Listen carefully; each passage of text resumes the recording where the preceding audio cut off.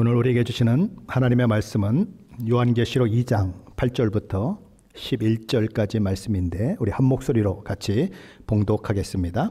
소머나 교회의 사자에게 편지하라. 처음이며 마지막이요 죽었다가 살아나신 네가 이르시되 내가 네 환난과 궁핍을 알거니와 실상은 네가 부요한 자니라.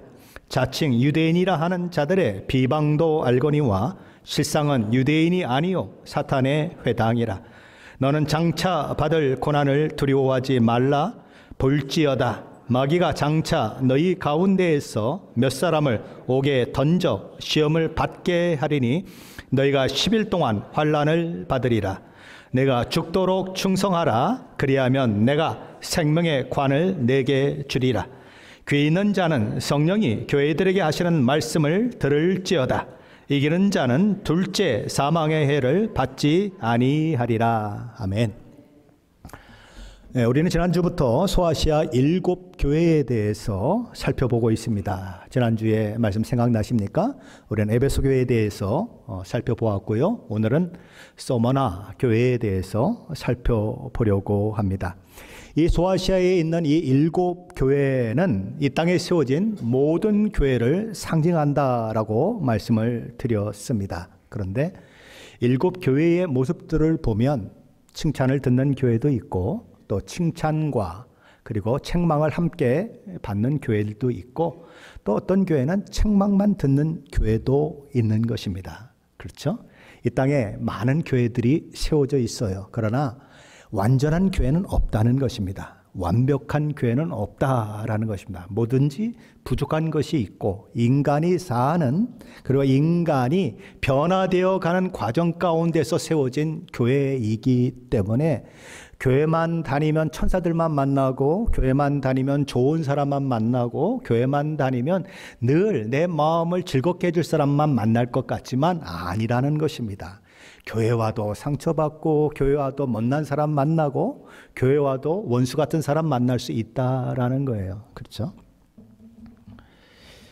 그게 이 땅에 세워진 연약한 교회의 모습이다라는 것입니다. 그러므로 교회는 에베소 교회를 닮은 교회도 있을 것이고 소머나 교회를 닮은 교회도 있을 것이고 또 버가모, 두아디라, 사대, 또 빌라델비아 그런 교회를 닮은 교회도 있을 것입니다. 또 어떤 교회는 자신이 영적으로 얼마나 메마르져 있는 상태인 줄 알지 못하고 형식적인 신앙생활을 하면서도 나는 아주 신앙생활을 잘한다고 생각하는 사람이 있을 수 있다는 것입니다. 그 교회가 어떤 교회였습니까? 라오디게아 교회였습니다. 어떤 교회는 어쩌면 또 이 교회 7교회의 모습 중에서 두 교회의 특징이 나타나기도 하고 어떤 사람은 또 세 교회의 특징이 나타나는 그런 교회들도 있을 것입니다. 어찌되었든 이 7교회는 오고 오는 세대의 세상에 나타나는 모든 교회들을 상징적으로 보여주고 있는 것입니다. 자, 그런데 이 7교회에 보낸 편지들의 패턴을 보면 어떤 일정한 패턴이 있더라라는 것이죠. 어떤 형식을 가지고 있더라 그런 것이죠. 첫째는 수신자가 언급된다는 것입니다. 둘째는 우리 주님의 이름이 그 교회의 형편과 사정에 따라서 다르게 언급이 되고 있다는 것입니다. 쉽게 말하면 말 안 듣는 아들한테 아버지가 편지를 보내면 어떤 말이 딱 거기 들어가겠죠. 아빠는 그냥 말 안 듣는 아이는 가만두지 않는 아빠야 이러고 하고 또 아주 말 잘 듣는 딸이 있으면 아빠는 정말 말 잘 듣는 딸로 인해서 마음이 너무너무 기쁜 아빠란다 이러면서 보내잖아요. 우리도 편지를 보낼 때 그런 것처럼 그렇다는 것입니다. 셋째는 칭찬이 나오고 넷째는 책망이 나옵니다. 그리고 다섯째는 또 그에 따른 권면이 나오는 것이죠. 그리고 여섯째는 귀 있는 자는 성령이 교회들에게 하시는 말씀을 들을지어다 라고 하는 말이 계속 반복되고 있는 것입니다. 그리고 일곱째는 이기는 자는 이라고 하는 말을 통해서 이기는 자에 대한 약속의 말씀이 주어지고 있는 것이죠. 자, 이 7교회 중에서 4개의 교회는 책망도 있고 또 칭찬도 있습니다. 그리고 2개의 교회는 책망은 없고 칭찬만 있는 교회입니다. 어느 교회죠? 서머나 교회, 오늘 교회 살펴보는 서머나 교회, 그리고 빌라델비아 교회가 그런 교회입니다. 그래서 여러분들 교회 이름을 보십시오. 에베소 교회라고 이름 짓는 교회는 하나도 없습니다. 두아디라 교회, 여러분들이 아무리 쳐봐요 안 나옵니다. 그런데 꼭 두 교회는 나와요. 서머나 교회, 빌라델비아 교회는 교회 이름에 나오는 것입니다. 왜요? 칭찬만 받았기 때문에 그래요. 근데 오직 유일한 교회, 한 교회가 이렇게 책망만 듣게 되는 교회가 있는데 라오디게아 교회였다. 차지도 덥지도 않았기 때문에 내가 입에서 내치리라 라는 그런 말을 들었던 그런 교회였다라는 것이죠. 자, 오늘은 그 7교회 중에서 두 번째 교회, 서머나 교회를 살펴보게 되는 것입니다.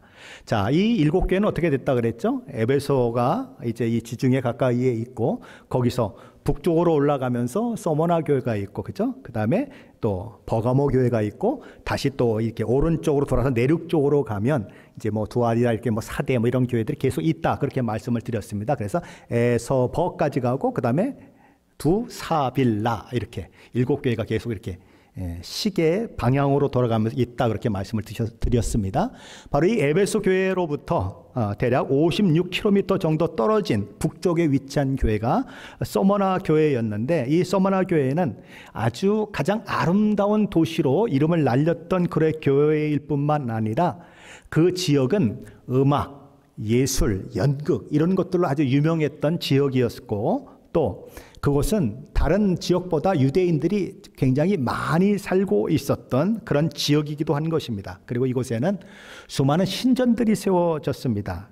이미 예수님이 오시기 전 193년에 로마 여신을 위한 신전이 세워져 있었고, 그리고 예수님이 오신 이후에 23년대에는 로마 황제 아우구스토스를 위한 그런 신전도 있었고, 로마 황제 티베리우스를 위한 신전도 그곳에 세워졌습니다. 그리고 요한계시록이 이렇게 기록된 그 이후에 또 신전들이 세워지는데, 로마 황제 하드리안 황제, 또 그리고 카라칼라 황제를 위해서도 그곳에 신전이 세워질 만큼 황제의 신전이 많았던 것입니다. 또한 이 서머나는 주변에 많은 황제 신전들이 세워지는데 그 모든 황제의 신전들을 총괄하고 관할하는 역할을 했던 그런 지역이기도 한 것입니다. 또한 제우스 신전도 세워졌고, 또 죽음과 재생의 여신으로 알려지고 있는 키벨레라고 하는 신전도 세워졌습니다. 바로 이렇게 많은 이방 신전도 세워지고, 많은 황제의 신전도 세워지고, 그리고 또 여러 가지 공연을 하는 그런 극장이나 이런 것들이 많이 만들어져 있는 그런 교회를 향하여서, 거기에 세워진 교회를 향하여서 우리 주님은 편지를 하게 하셨는데, 그렇다면 우리 주님은 그 교회를 향해서 당신 자신을 어떻게 소개를 하고 계실까요? 우리 8절인데 한번 같이 읽어봅니다. 8절입니다. 서머나 교회의 사자에게 편지하라. 처음이며 마지막이요 죽었다가 살아나신 이가 이르시되. 우리는 에베소 교회를 향한 그런 주님의 이 자기 자신에 대한 소개가 이렇게 된 것을 보았죠. 오른손에 7뼈를 붙잡고 7금 촛대 사이를 거니치는 이라고 당신 자신을 소개했습니다. 왜 그렇게 소개했습니까? 마지막에 만약에 회개하지 아니하면 내가 가서 내 촛대를 그 자리에서 옮기리라 라고 하는 말씀과 연결이 되기 위해서 우리 주님은 당신 자신을 그렇게 묘사하셨는데, 그 묘사된 우리 주님에 대한 그 묘사들은 대부분 다 어디서 따오느냐 하면 승기하신 우리 주님, 그렇죠, 1장 뒷부분에 있었던 뭐 그분의 모습은 어떻고 그분의 모습은 어떻고 하는 거기서 대부분이 왔다, 그 말씀을 드린 적이 있죠. 자, 그런데 이 서머나 교회도 마찬가지인 것입니다. 바로 그런 연결선상에서 말씀을 하시는 거예요. 자, 뭐라고 말씀하십니까? 자, 10절에 보면 서머나 교회에 대해서 이렇게 말씀하십니다. 너는 장차 받을 고난을 두려워하지 말라. 볼지어다 마귀가 장차 너희 가운데서 몇 사람을 옥에 던져 시험을 받게 하리니 너희가 10일 동안 환난을 받으리라. 내가 죽도록 충성하라. 그래야만 내가 생명의 관을 내게 주리라. 여기 보면 환난에 대한 예고가 있는 것입니다. 옥에 갇히는 일도 있을 것이고, 죽기까지 순종하라는 말은 왜 나옵니까? 죽기까지 순종해야 할 상황이 만들어진다는 거죠. 그렇죠? 그러니까 순교할 사람들도 나타난다는 거죠. 자, 그러면 죽음에 대한 이야기가 있으니까 그 이야기를 하시기 위해서 우리 주님은 미리 말씀하시는 것입니다. 뭐라고요? 처음이요 마지막이요 죽었다가 다시 살아난 자가 누구냐? 바로 나다라고 하는 것입니다. 그렇죠? 죽었다가 부활한 자가 누구냐? 나다. 그런 메시지가 있는 거죠. 지금 순교할 위기에 처해 있는 소마나 교회를 향해서 뭔가 하나님이 말씀하시고 우리 주님이 말씀하시고자 하는 그런 메시지가 있는 거죠. 그래서 그게 연결돼서 지금 하고 있다라는 것입니다. 이 소마나 교회는 지금 심한 박해와 어려움을 겪고 있을 뿐만 아니라 앞으로도 그럴 것입니다. 그들은 심지어 순교의 위기 가운데 처해지게 될 것이에요. 그런 상황과 처지 속에서 그러면 그들이 누구를 바라봐야 하느냐 하는 것입니다. 순교해야 하는 상황 가운데서 누구를 바라봐야 하는가? 처음이요 나중이 되시고 죽었다가 살아나신 그 주님을 바라봐야 한다는 그 말씀을 지금 하고 있는 것입니다. 감사하게도 심한 고난과 역경 속에서 살았던 이 서모나 교회 성도들은 귀한 믿음의 모습을 잃지 않았다 하는 것이 오늘 본문의 내용인 것입니다. 우리 주님은 그런 그들을 칭찬하시고 권면하시는 것이죠. 우리 9절로 10절 말씀인데 같이 한번 읽어보겠습니다. 9절로 10절입니다. 내가 내 환난과 궁핍을 알거니와 실상은 내가 부유한 자니라. 자칭 유대인이라 하는 자들의 비방도 알거니와 실상은 유대인이 아니요 사탄의 회당이라. 너는 장차 받을 고난을 두려워하지 말라. 볼지어다 마귀가 장차 너희 가운데에서 몇 사람을 옥에 던져 시험을 받게 하리니 너희가 10일 동안 환난을 받으리라. 내가 죽도록 충성하라. 그리하면 내가 생명의 관을 내게 주리라. 소마나 교회를 어떻게 정의할 수 있을까? 한마디로 얘기한다면 소마나 교회는 고난받는 교회였다라는 거예요. 그들은 이미 받았거나 받고 있는 고난이 세 가지가 있었고 또 장차 받을 고난이 두 가지가 또 있었습니다. 모두 5가지 고난이 여기서 얘기되고 있습니다. 첫 번째 고난은 환난이라고 하는 단어로 그렇게 소개되고 있습니다. 우리 주님은 소마나 교회 성도들이 지금 환난 가운데 있다는 것을 알고 있다라고 말씀하시는 것입니다. 환난, 많은 어려움이 있다라는 거죠.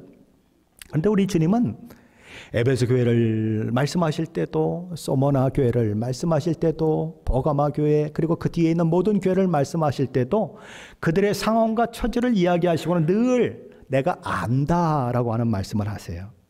하나님이 알고 계시다. 우리 주님이 알고 계시다라는 것입니다.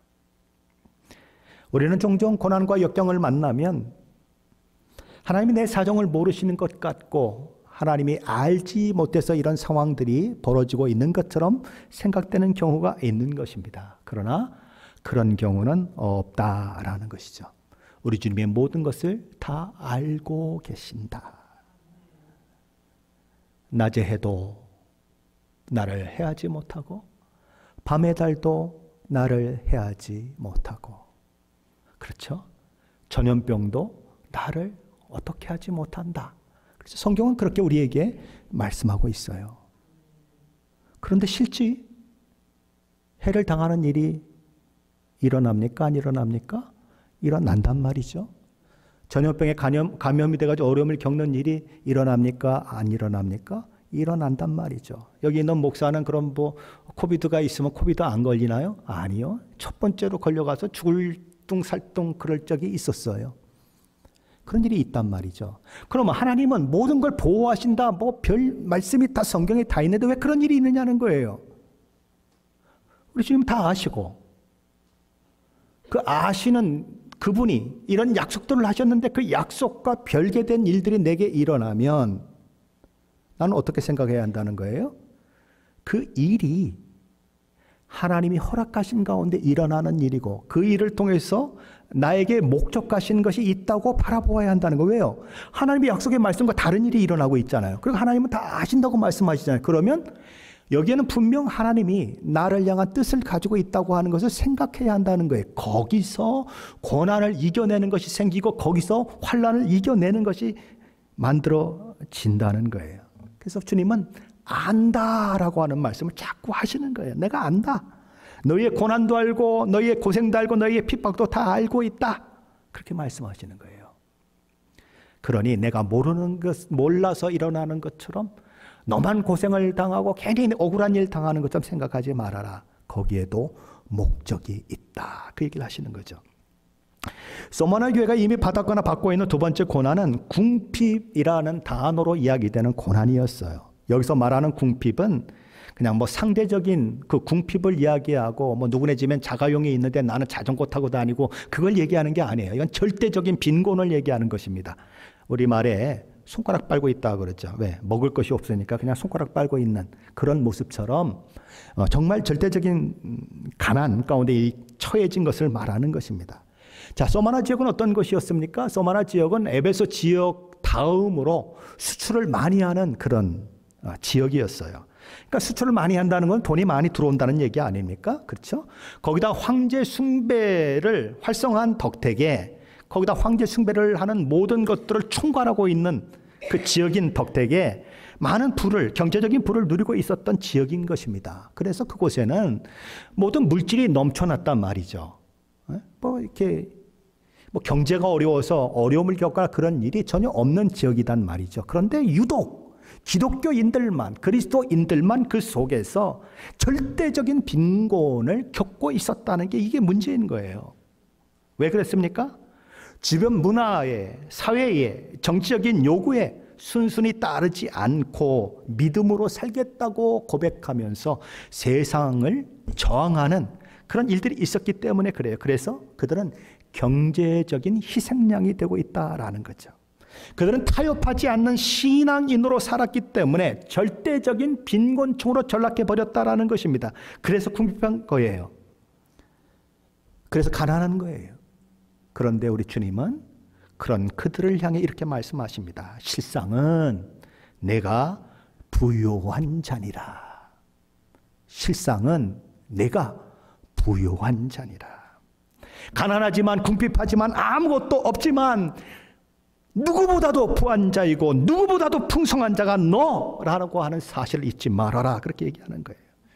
자기를 위해 수많은 재산과 재물을 쌓아놓은 부자이지만 하고 싶은 일 다 할 수 있고 살 수 있는 거 모든 걸 다 살 수 있는 그런 능력 가운데 있지만 그럼에도 불구하고 실상은 부유하지 못한 자들이 있을 수 있는 거죠.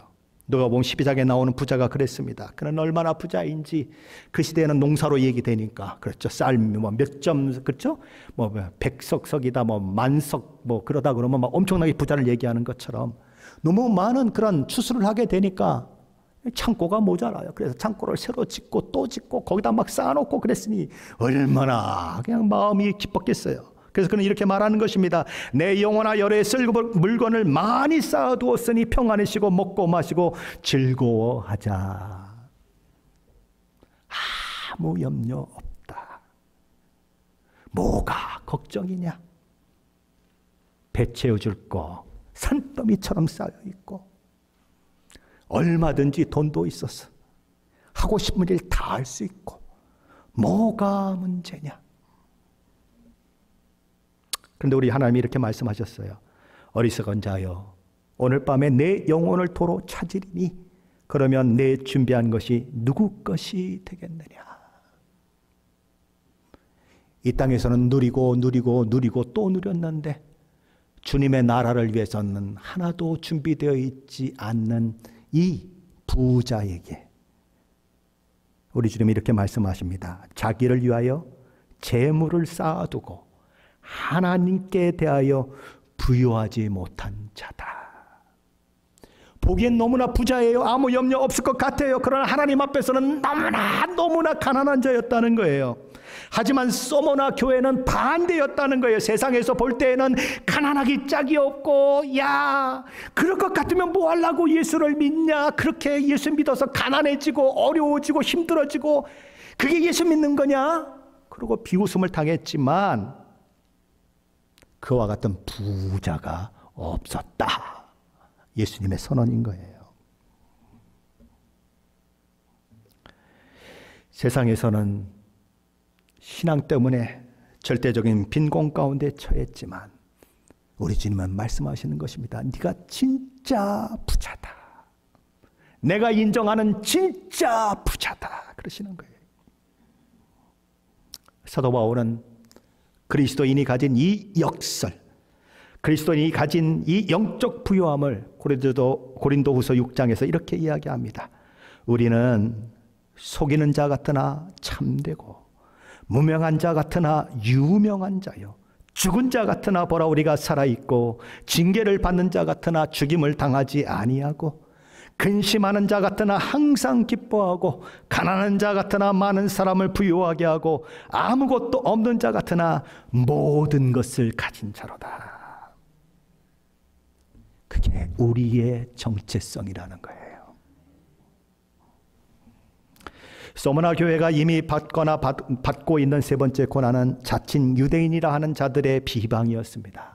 우리 주님은 내가 자칭 유대인이라 하는 자들의 비방도 안다라고 말씀하십니다. 여기 이 비방은 중상모략을 가리켜요. 그리고 우리 주님을 향하여서 유대인들이 신성모독했다 그러잖아요. 신성모독했다 했을 때 이 모독이라고 하는 단어와 여기 비방이라고 하는 단어와 아주 똑같은 단어예요. 그러니까 모독하는 것, 이 비방하는 것, 회방하는 것, 이런 것들을 말하는 것입니다. 자, 이 소머나 교회는 유대인들이 많았다 그랬죠. 근데 그 유대인들 중에서 그리스도인이 되는 사람들이 있었어요. 그러다 보니까 이 유대인들이 위기의식을 느끼면서 그들은 예수 믿는 것, 그렇죠, 십자가에 달린 저주받은 예수를 믿는 것을 이단이라고 생각했잖아요. 그래서 어떻게 하면 저것들을 더 이상 복음을 전하지 못하게 만들까, 그렇게 생각을 하고는 이 로마 관리들을 찾아가서 이야기하는 거예요. 기독교인들은 유대교를 믿는 유대인들과는 전혀 다른 부류의 사람들입니다. 로마가 추구하는 세계 평화를 파괴하는 자들이고 로마 황제에 대한 숭배를 거부하는 자들입니다 라고 고소를 해버렸어요. 여러분들이 확인하면 알 거예요. 로마 황제가 주라고 선언하라, 그렇게 고백하라고 하셨죠? 한번 물어보세요. 로마 황제가 주라고 얘기하는가 안 하는가 한번 물어보세요. 물어보면 저들이 황제에게 순종하는 자들인지 황제를 대항하는 자들인지 분명히 알 수 있습니다. 진짜 물어보니까 어때요? 우리의 주님은 예수 그리스도 한 분뿐입니다라고 고백하거든요. 그러니까 그들은 종교의 자유도 누리지 못하고 유대인과 같이 하나님을 섬기는 그 일들도 하지 못하게 되는 그런 일들이 일어나게 되는 것이지요. 우리 주님은 그 유대인들로 인한 비방을 내가 안다라고 말씀하시는 것입니다. 그러면서 이 기독교인들을 고소했던, 그래서 기독교인들로 하여금 어려움을 겪게 만들었던 유대인들을 향해서 뭐라고 말씀하십니까? 실상은 유대인이 아니라 사탄의 회당이다, 이렇게 이야기를 하는 것입니다. 하나님을 믿는다고 그러고 하나님의 사람들의 모임이라고 이야기하지만 실제는 사탄의 모임이다. 왜요? 그리스도를 대적하기 때문에 그렇다는 거예요. 분명 핍박하는 사람들은 로마 제국 사람들입니다. 그리고 그 일을 만들어낸 사람들은 유대인들입니다. 그러나 누가 핍박한다고 얘기하고 있습니까? 마귀가, 사탄이 핍박한다고 얘기하고 있어요. 왜요? 배후에서 움직이는 자가 그 악한 세력이기 때문에 그런 것이지요. 유대인들은 늘 기독교를 향해서 대적하는 자의 위치에 있었습니다. 그런 대표적인 인물을 들라고 하면 누굴 들 수 있겠죠? 바로 사울. 사도 바울이 되기 전에 사울이라고 하는 사람을 들 수 있겠죠. 그는 사람들을 때리고 욕하고 옥에 가두고 억지로 예수님을 모른다고 부인하게 만들고 그런 일들을 했습니다. 그랬던 바울이 부활하신 우리 주님을 만나게 되자 획가닥 달라져 버렸어요. 180도 달라져 버렸어요. 막 예수 그리스도를 증거하는 사람이 되었고 죽음을 두려워하지 아니하고 예수 그리스도는 하나님의 아들이시고 우리의 구주가 되십니다라고 하는 사실을 전하기 시작했어요. 아니, 자기 편으로 있던 사람이 갑자기 상대편에 가가지고 거기 가서 막 MVP가 되어 있는, 그죠? 이런 상황이 되니까 얼마나 미움이 일어납니까? 그래서 그냥 아주 죽어라고 쫓아다니면서 사도 바울이 복음을 전하는 것보다 쫓아다니면서 방해를 하는 거예요. 사도행전 13장에 보면 사도 바울이 비시디아 안디옥에서 복음을 전하는 것을 방해한 사람들이 유대인이었다라고 기록합니다. 사도행전 13장 45절이죠. 유대인들이 그 무리를 보고 그 무리를 본다고 하는 것은 사도 바울을 통해 전해지는 하나님의 말씀을 듣기 위해 안식일에 모여들었던 비시디아 안디옥의 시민들을 보고라는 뜻입니다. 시기가 가득하여 바울이 말한 것을 반박하고 비방하거늘. 그렇죠? 사도행전 14장 19절에는 루스드라에서 복음을 전하는 사도 바울을 죽이기 위해서 그 도시 사람들이 온 것이 아니라 주변에 있는 도시 사람들이 왔어요. 여기로 말하면 저 시애틀에 있는 사람들이, 저 타코마에 있는 사람들이 이 시애틀 임마누엘 교회에 와가지고 복음 전하지 못하도록 방해했다 이거예요. 거기 이렇게 써 있습니다. 유대인들이 안디옥과 이고니온에서 와서 무리를 충동하니 그들이 돌로 바울을 쳐서 죽은 줄로 알고 시외로 끌어내치니라. 돌로 쳐서 이거 죽었다 분명히. 그래서 어떻게 했다고요? 성 밖에 내어 던졌다 이런 얘기예요. 그렇게 유대인들이 방해했다는 것입니다. 사도행전 18장 12절로 17절 말씀에 보면 고린도에서 말씀을 전하는 사도 바울을 방해하기 위해서 유대인들이 일제히 일어나서 바울을 대적하여 법정으로 끌고 갔다는 기록이 기록되고 있습니다. 그리고 사도행전 21장에 보면 예루살렘을 방문했던 사도 바울이 성전에 들어가서 성전을 더럽게 했다라고 누명을 씌워서 그를 막 죽이려고 하는 이런 일들이 발생을 하고, 그래서 로마의 천부장이 그를 구원해냈다가 또 죽이려고 하는 사람들이 생기니까 그래서 이제 로마의 총독에게 보낸 그런 사건들이 있었죠. 그래서 그냥 맥없이 잡혀가지고 2년도 넘게 그죠? 잡혀 있다가 겨우 그냥 로마 가이사에게 그렇게 이렇게 상고를 해서 결국 로마로 가는 그런 일들이 벌어지는 일들 다 누구 때문에 일어났는가? 유대인들 때문에 일어나는 거예요. 그런데 이 서머나 지역에 있었던 유대인들은 다른 지역보다도 더 혹독하게, 더 가혹하게 이 서머나 지역에 있었던 교회 성도들을 아주 대했다라는 거예요. 그래서 훗날 서머나 교회에 이 요한의 제자 폴리갑이라고 하는 사람이 화형에 처해지는 일들이 일어나는 것은 그런 맥락 가운데서 일어나는 것입니다. 바로 그런 유대인들은 자기들은 자칭 유대인이라고 하고 하나님의 백성이라고 이야기하지만 사실은 사탄의 회당이다. 그렇게 얘기하는 거예요. 하나님의 백성을 박해하는 짐승, 적그리스도의 전형적인 모습을 가지고 있는 그런 자들이다. 그렇게 이야기하는 것입니다. 이렇게 환난과 궁핍과 비방이 과거에서부터 현재까지 그렇게 서머나 교회에 가해진 어떤 고난의 모습이었다면 미래적 고난도 있다는 것입니다. 그게 두 가지예요. 첫 번째 고난은 사탄이 그들 가운데 몇 명을 어떻게 한다고요? 감옥에 쳐넣는 그런 일들이 있을 것이다. 그렇게 얘기하는 것입니다. 예수 믿는 것 때문에 감옥에 갇혀서 아무것도 할 수 없는 일이 만들어진다. 그 시대의 가장의 역할은 얼마나 컸겠습니까? 그렇죠? 근데 가장을 감옥에다 가둬놓으면 어떻게 되죠? 그 와이프, 아이들은 굶주려야 하는 거예요. 아무것도 펄 형편이 안 되니까 이런 상황이 만들어지는 거예요. 근데 그런 일들이 일어날 것이다. 그런데 언제 얼마나 일어나느냐? 10일 동안 일어난다. 10일은 딱 열흘만 일어난다는 그런 의미가 아니라 일정한 기간 동안 그런 일이 있을 것이다. 그렇게 얘기하는 것입니다. 유대인들의 시기와 미움 그런 것들에 인해서 그리고 그것에 편승했던 로마 관리들에 의해서 그런 일들이 일어날 것이다. 그렇게 얘기하는 것입니다. 그리고 두 번째 받는 고난은 예수 믿는 것 때문에 순교까지 당하는 고난이 있다라는 것입니다. 우리 주님은 그런 고난을 맞닥뜨리게 될 서머나 성도들에게 뭐라고 말씀하십니까? 이렇게 말씀하세요. 죽도록 충성하라. 죽기까지 신실해라. 그런 얘기입니다. 죽음의 순간을 맞는다고 해도 하나님 앞에서 신실함을 상실하지 말라는 것입니다.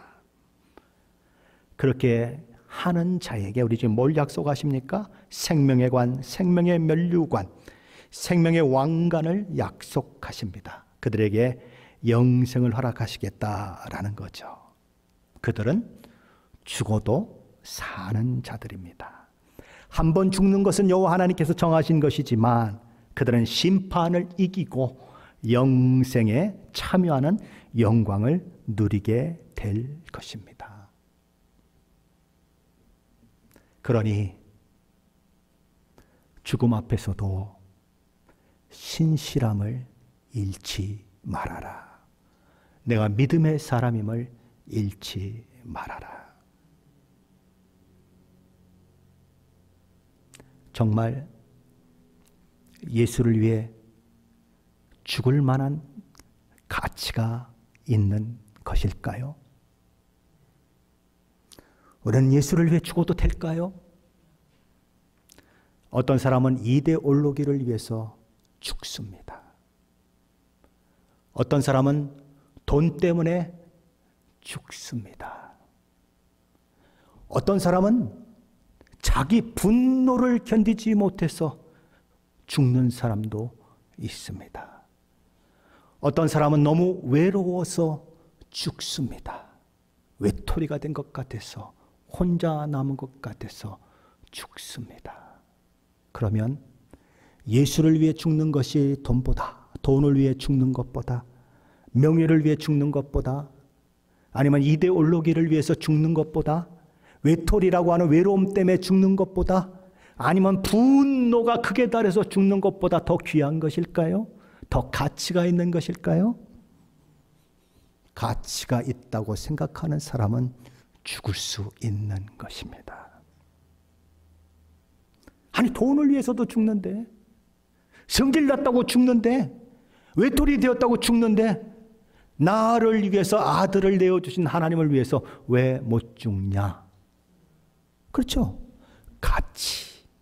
그것에 어떤 가치를 주느냐에 따라서 달라진다라는 거예요. 근데 여기 너는 장차 받을 고난을 두려워하지 말라라고 말씀하는데, 이 말라라고 하는 헬라어 원어의 의미는 아무것도 아니다, 아무것도 없다라는 뜻을 가지고 있어요. 아무것도 없다. 고난은 별거 아니다. 그러니까 너는 장차 받을 고난을 두려워하지 말라라고 하는 말은 너는 장차 받을 고난을 두려워할 이유가 아무것도 없다라고 얘기하는 거예요. 고난을 두려워할 이유가 아무것도 없다. 우리는 고난을 만나면 막 부들부들 떨고 막 무서워하고 그러는데 우리 주님 그렇게 말씀하시는 거예요. 고난은 두려워할 게 아무것도 없는 것이다. 소마나 교회 성도들이 임박한 고난을 두려워하지 않아도 되는 이유가 뭡니까? 그들의 삶이, 운명이 이미 이 땅 가운데 오셔서 수많은 고난을 당하고 그리고 십자가에 죽으신 그 주님이 무엇을 만들어냈는가를 보면 두려워할 이유가 없다는 것입니다. 그분의 손에 쥐어져 있고 죽음을 부활로 만들어내시는 하나님의 손에 붙들린 자가 누구냐? 너희다. 너희는 죽어도 사는 자요. 그렇게 말씀하시는 거예요. 그러니 고난을 두려워할 이유가 전혀 없다. 고난은 너희를 어찌할 수 없다. 말씀하는 거예요. 어차피 모든 인생이 다 죽는 거죠. 그렇지 않아요? 늙어서 죽는 사람도 있습니다. 그렇죠? 병이 걸려서 죽는 사람도 있습니다. 교통사고로 죽는 사람도 있습니다. 어린아이로 태어나다가 엄마 뱃속에서 죽는 애들도 있습니다. 그렇죠? 태어나지도 않는데 죽는 아이들이 있어요. 여러분 몇 년 살으셨어요? 여러분 지금 몇 살이세요? 억울해요? 죽는 게? 억울해요? 그 뱃속에 있는 애들은 걔는 얼마나 억울하겠어요? 여러분이 억울하면 억울할 것도 없어요. 사실은 남들 일찍 죽은 사람들 생각하면 억울할 거 하나도 없어요. 실컷 살았잖아요. 여태까지. 뭐가 그렇게 억울해요? 주님이 나를 부르신다고 하면 버팅겨도 갈 것이고 욕을 해도 갈 것이고 불평을 해도 갈 것인데 어차피 갈 거 편안하게 가죠. 뭘 그렇게 아웅다웅하고 가요. 주님 내 영혼 받아주십시오 하고 가는 거죠. 버팅겨도 가는데 뭐 하려고 버팅겨요. 그냥 내 영혼 받아주십시오 하고 가는 거죠. 그게 우리의 모습 아닙니까? 왜요? 죽어도 사는 자요. 영생이 보장된 자이기 때문에 그런 것이죠. 소마나 교회는 어려움을 겪고 있습니다. 순교의 위기 가운데 있습니다. 뭐 때문에 순교당합니까? 로마 황제가 나의 주님이시다고 하는 그 고백을 하지 않아서 순교당할 위기에 처해 있습니다. 에이, 그 뭐 바보같이 그렇게 하니? 그 로마 관리들이 보는 앞에서는 로마 황제는 나의 주님이십니다. 딱 그래 놓고는 아니야. 속으로는 거짓말한 거야. 거짓말. 난 내 마음속에는 내 주님 말이 진짜 주님, 우리 주 예수 그리스도 말이 진짜 주님이야. 그러고 와서 살아도 될 텐데 그걸 못해가지고 죽어갔다는 거예요. 그들은 그것도 거부하는 것입니다. 왜요? 나는 거짓말로 고백을 하는데 듣는 사람들은 진짜로 듣는 거예요. 로마 관리들은, 거기서 나를 지켜보고 있는 사람들은 다 저 사람이 뭐라고 했다고? 로마 황제를 자기 주님이라고 했고 예수님을 주님이라고 하는 것을 저버렸다. 이렇게 되는 거예요. 그래서 못하겠다는 거예요. 하나님의 이름이, 예수 그리스도의 이름이 영광을 받지 못하시기 때문에 나는 거짓말로도 그렇게 고백할 수 없다라고 얘기하는 거예요. 뭐 사람들은 막 신앙생활하면서 오늘은 나 크리스찬 아닙니다. 오늘은 나 장로 아니고 오늘은 나 목사 아닙니다. 나 오늘 목사 아니까 나 성질 낼 거 다 내뱉고 있을 거예요. 그냥 나 오늘 장로 아니니까 안 돼. 성질들 한번 해볼, 내가 장로 오늘 딱지 딱 떼어놓고 한번 해볼까? 뭐 이런 사람들이 있지만 말도 안 된다는 거예요. 그럴 수 없다는 거예요. 장로는 끝까지 장로고 목사는 끝까지 목사고 성도는 끝까지 목사일 뿐이지 오늘 나 딱지 떼놓겠습니다. 어림없는 소리 하지 마세요. 그러면 안 되는 거예요. 지금 소마나 교회 성도들은 거짓으로도 그렇게 고백할 수 없어서 주님만이 나의 주님이십니다라고 고백하며 죽음의 자리로 나아갔다라는 것입니다. 어느 시대나 어느 때나 사탄의 도전, 이런 시험들은 있는 거예요. 우리는 그러나 그런 시험 앞에서 주눅들지 말아야 하는 것입니다. 입학시험이 왜 있죠? 입학시험은 패스하라고 있는 거예요. 사탄의 시험은 왜 있죠? 사탄의 시험을 이겨내라고 있는 거예요. 아멘이십니까? 이겨내라고 있는 거예요.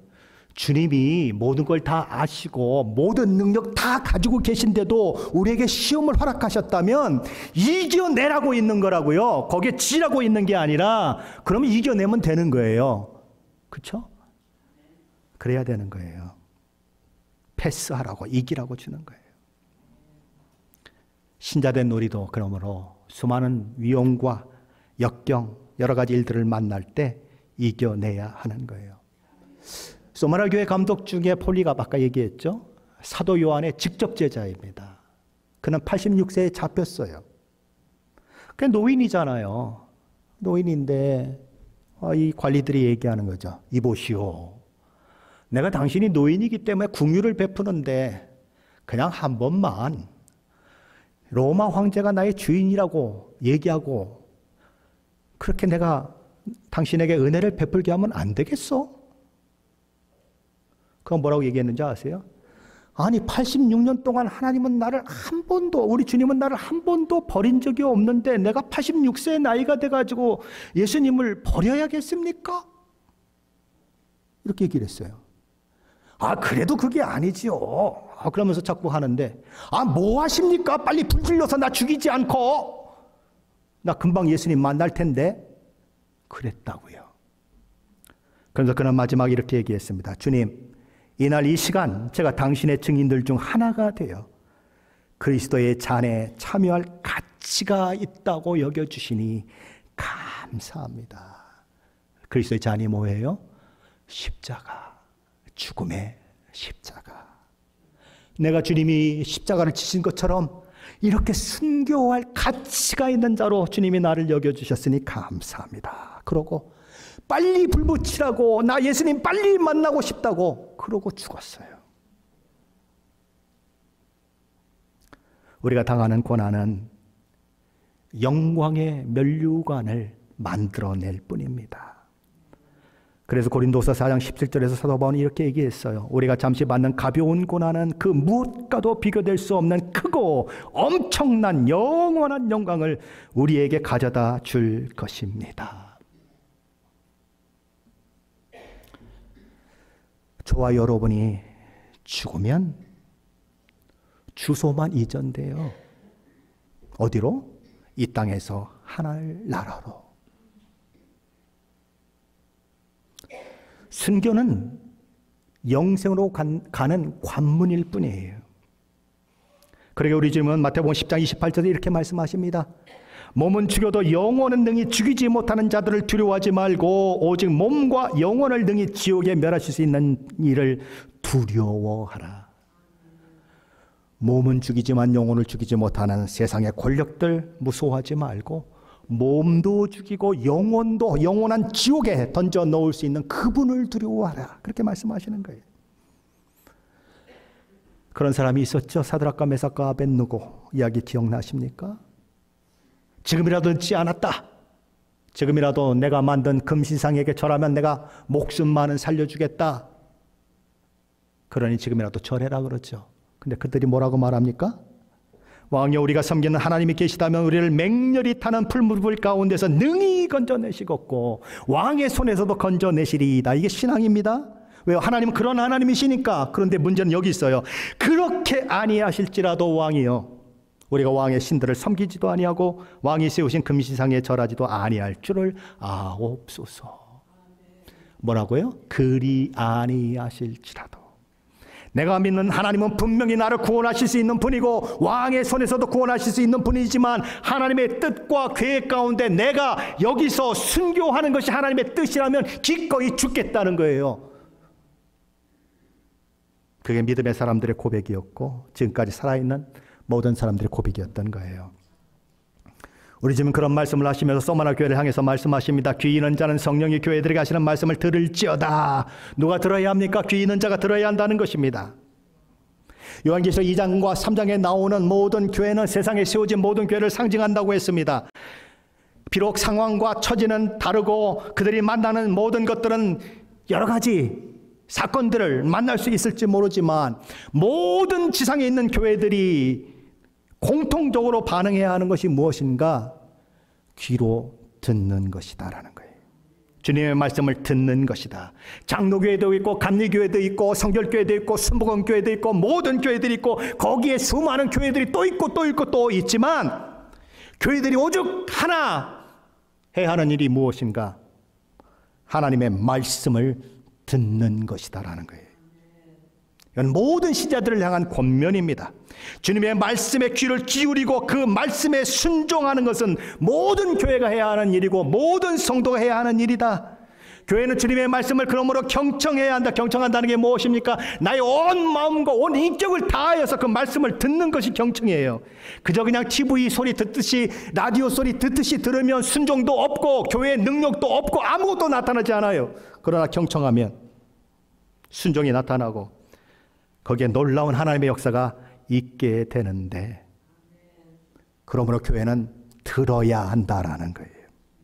성령이 교회에게 하시는 말씀을 들어야 한다는 거예요. 내 목소리 듣지 말고 내 경험 듣지 말고 내 자존심에서 나오는 그 똥고집 같은 자존심 듣지 말고 주님이 뭐라고 말씀하신지를 들어야 한다는 거예요. 교회가 어떤 것입니까? 교회는 하나님의 말씀을 듣고자 작정한 사람들이 스스로 모이는 것이 교회예요. 맞아요?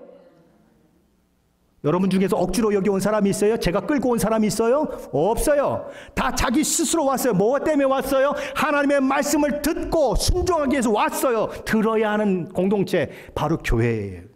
그러나 세상은 그렇지 않은 거죠. 안 들어요. 들을 생각 안 해요. 그러나 교회는 다른 것입니다. 듣는 것이 특징이에요. 우리는 그래도 들어야 하는 거예요. 그러면서 우리 주님 뭐라고 말씀하십니까? 이기는 자는 둘째 사망의 해를 받지 아니하리라. 둘째 사망이 무엇입니까? 불못에 던져지는 사망이에요. 영원히 고통받는 지옥에 던져지는 것이 둘째 사망입니다. 그러나 이기는 자는, 끝까지 자신의 신실함을 지키는 자는 영생에 참여하는 그 은혜를 누리게 될 것이다 라는 것이죠. 소마나 교회는 환난, 궁핍, 비방 그리고 옥에 갇히는 일, 순교에 직면해 있습니다. 그것은 그들이 죄를 지었기 때문에 오는 것이 아니에요. 그들이 뭐 헌신을 드렸기 때문에 오는 것이 아니에요. 다른 어떤 사람보다 헌신도 더 많이 하고 다른 어떤 사람보다 열심히 하나님을 섬겼지만 왔던 고난이, 참 믿음을 지키기 위해서 애를 썼는데 당하는 고난이에요.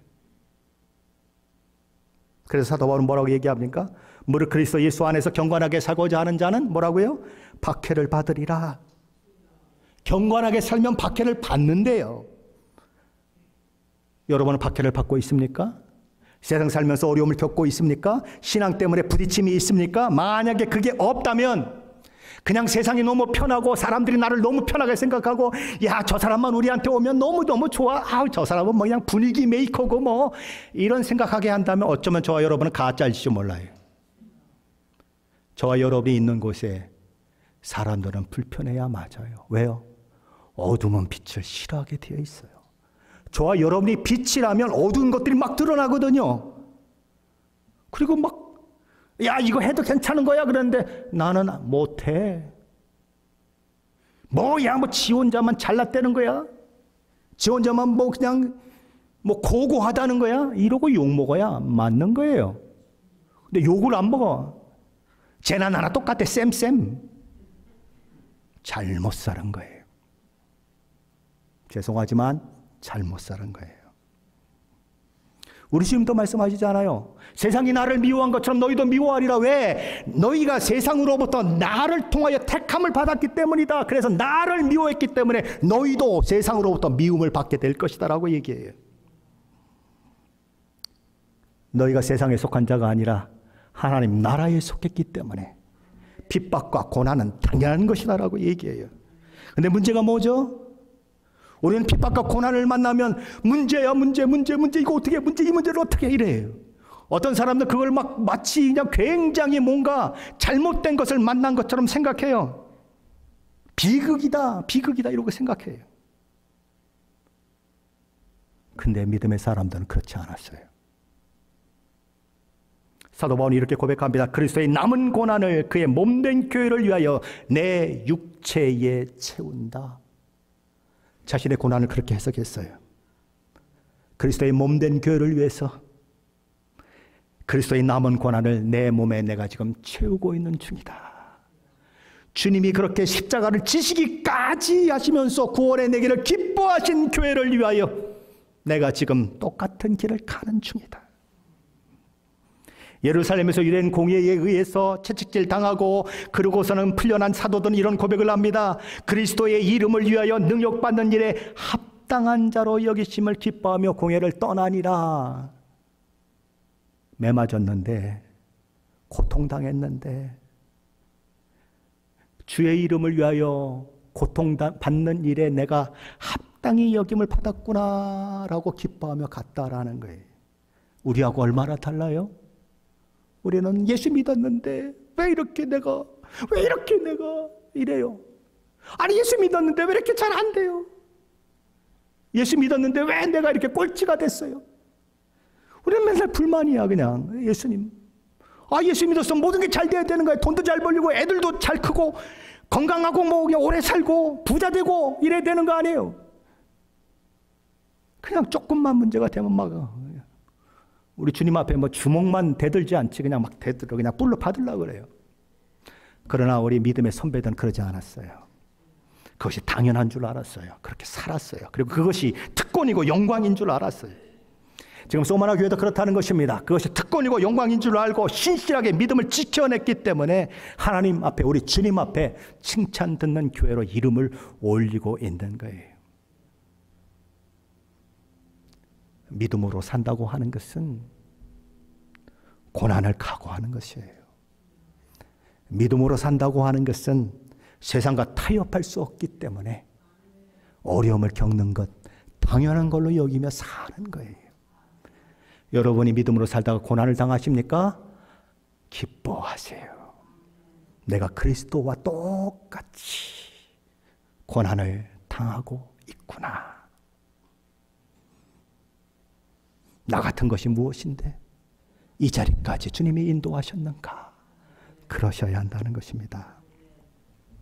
주님은 고난의 십자가를 영광의 부활로 만들어내셨듯이 저와 여러분의 그 아픈 현실, 아픈 상황, 눈물과 근심 없이는 갈 수 없고 밤에 잠을 못 이루는 그런 상황을 통해서도 영광의 부활을 만들어내실 수 있는 분이에요.